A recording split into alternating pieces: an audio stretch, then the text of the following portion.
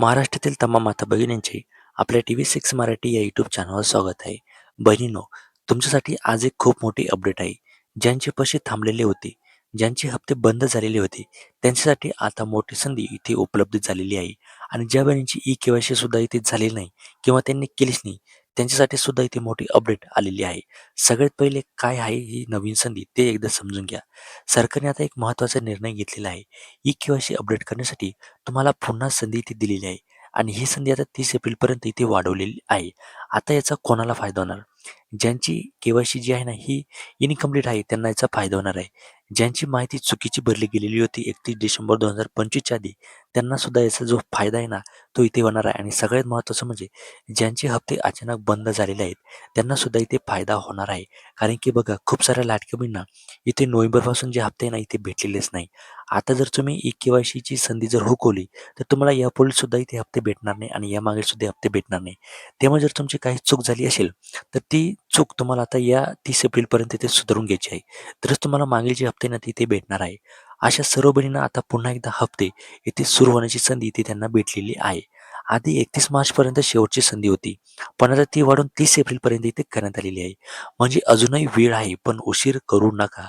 कारण की तुम्ही काय करता की शेवटची तारीख येऊ द्या, शेवटची तारीख येऊ द्या असं म्हणता आणि त्यानंतर तुमची के-वाय-सी जी आहे ती राहून जाते आणि यामुळे खूप मोठा फटका आपल्याला इथे भेटू शकतो.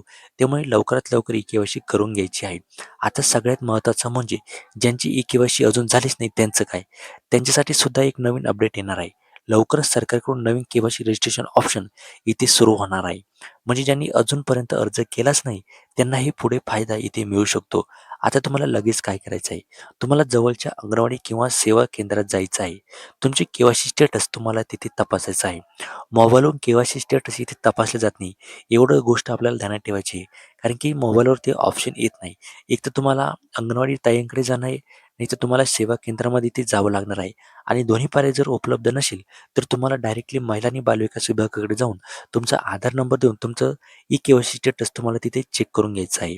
आणि त्यानंतर काही एरर येत असेल, तर तुम्हाला तो लगेच दुरुस्त करून घ्यायचा आहे. तुमच्यासाठी एक काम आहे. कमेंट करून तुम्हाला सांगायचं आहे, तुमची ई-के-वाय-सी झालेली आहे का? आणि तुमचा जिल्हा नेमका कोणता आहे? मी स्वतः तुमच्या कमेंट्स बघून तुम्हाला सोल्युशन देण्याचा इथे प्रयत्न करणार आहे. म्हणून तुमचा जिल्हा कमेंट करून सांगा आणि तुम्ही ई-के-वाय-सी केली आहे का? ते सुद्धा तुम्ही आम्हाला कमेंट करून नक्की सांगा. शेवटचं म्हणजे व्हिडिओ उपयोगी वाटला असेल, तर व्हिडिओला लाईक करा आणि अशाच आवडीसाठी चॅनलला आपल्या सबस्क्राईब करायला विसरू नका.